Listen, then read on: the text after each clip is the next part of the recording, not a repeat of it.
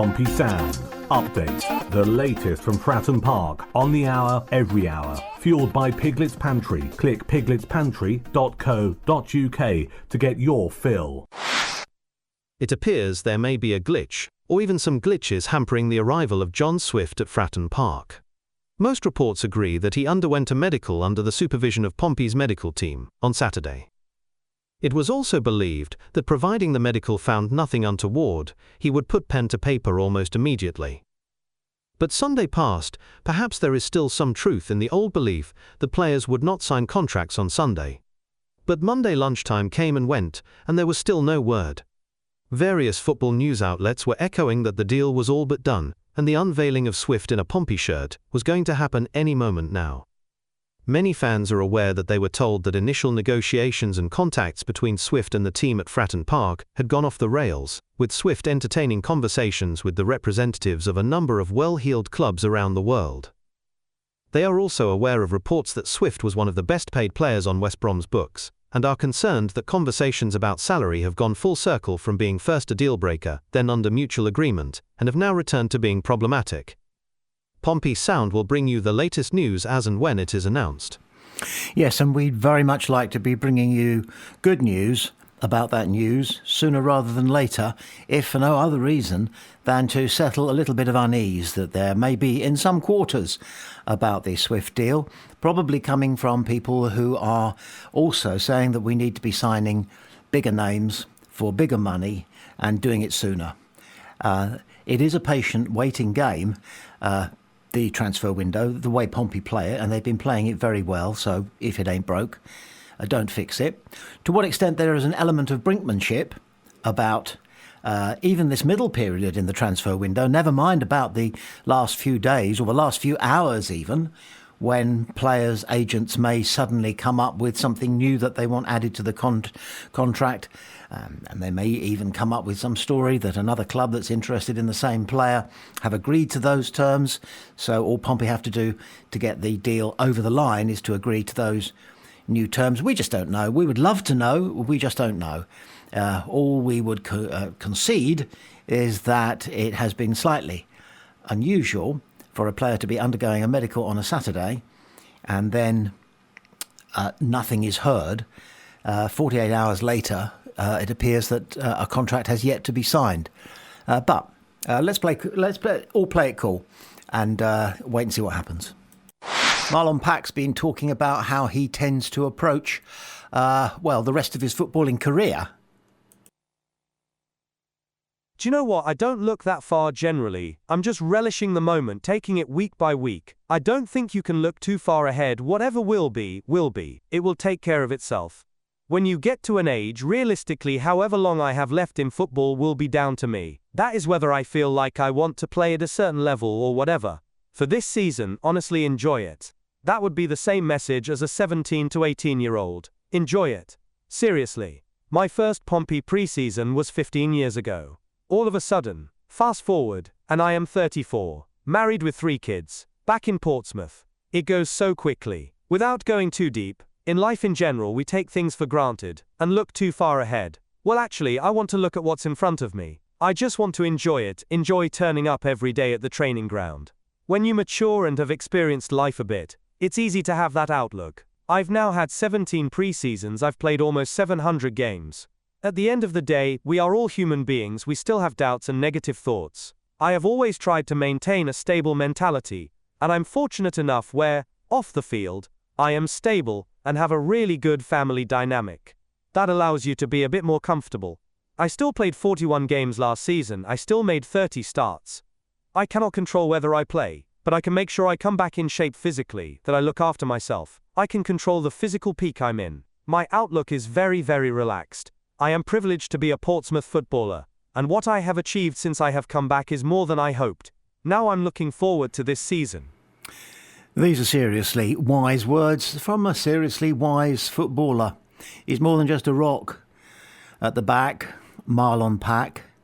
He somehow exemplifies, he characterises the way Pompey like to see themselves as a unit, as a club, as an entity. He's very professional. He's ultra reliable. He does the right thing. He stands on the right bit of grass. The way he leads the team and marshals the team, even if he happens not to be wearing the armband. He leads by example, and he leads by talking to the players, especially the youngsters.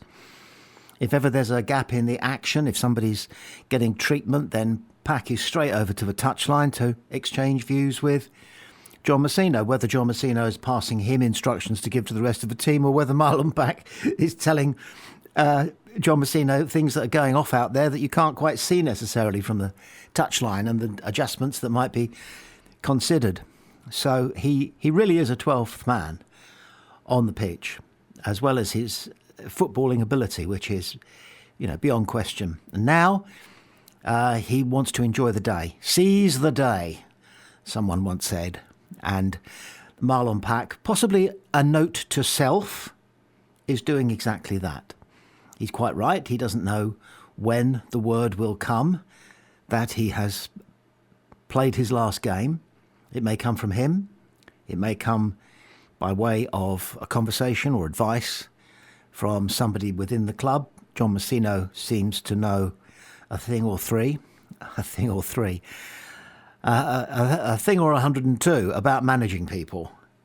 And no doubt it's in their mind when they have their one-to-ones, which one imagines they do pretty much on the old weekly basis.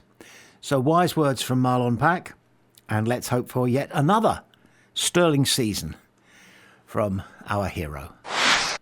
If Pompey fans want to know what it's going to be like supporting Pompey in just perhaps as soon as 3 to 5 years' time from now, look no further than what is going on at Wrexham.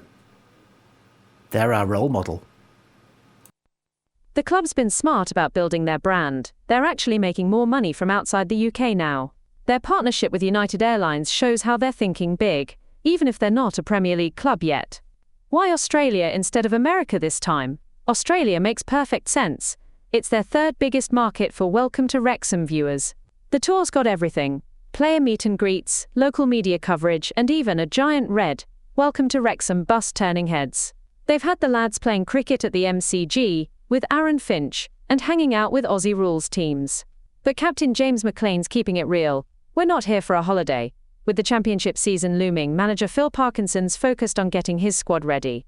They've got new signings Ryan Hardy and Danny Ward to bed in, plus some promising academy graduates getting their chance. This could be just the beginning for Wrexham's global ambitions. They're already eyeing other markets, including Nordic countries and even Asia. But for now, they're making the most of their Australian adventure, building their brand while preparing for their toughest season yet. Some Wrexham fans, I think, are entitled to be a bit worried. Yes, the manager says we're not here for a holiday. Doesn't look as though they're here for football either. They're here to promote a brand.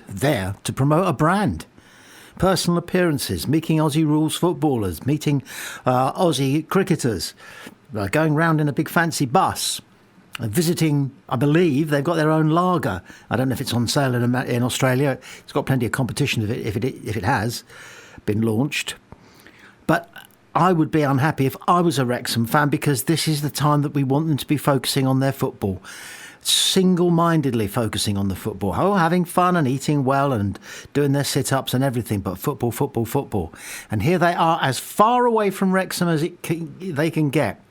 In Australia, there's a lot of jet lag involved in the first few days. You're there, I'm told, weeks sometimes. And then they've got to get back and undergo that same jet lag time difference thing all over again, with the new season starting up less than 4 weeks away.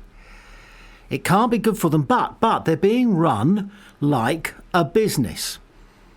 And if it produces Premier League football for them, and they become a force to be reckoned with in English football, who would have thought Brentford would be where they are now just a few years ago? Who would have thought Brighton would have been where they are now? OK, Brighton came and went a bit, but they were never seen as being a top 6, top 8, top 10 English football club. Not in the league at any rate. But they've done it. They've got a shrewd owner. Wrexham have got shrewd owners. They may not have the same business track record of the likes of the Eisners. You can bet that the Eisners are watching very carefully how Wrexham do it, what resources they need, how they exploit it, which markets they target.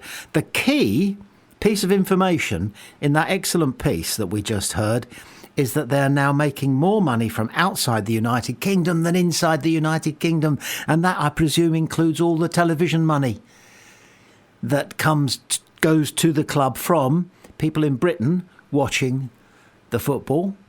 But now people are watching across Asia and in Australia, in the United States.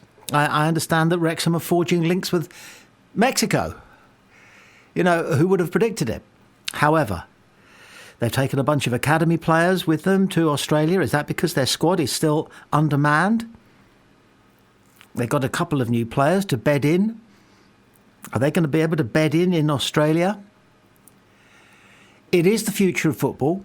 If it's the future of Pompey and it gives us a great future, then amen to that. But it could go the other way. It could, as they say, go pear-shaped. It'll be really interesting to see how Wrexham start the season. And how they, and of course, equally interesting how they finish the season with all this hoo-ha in their build-up to their first season in the Championship for goodness knows how long.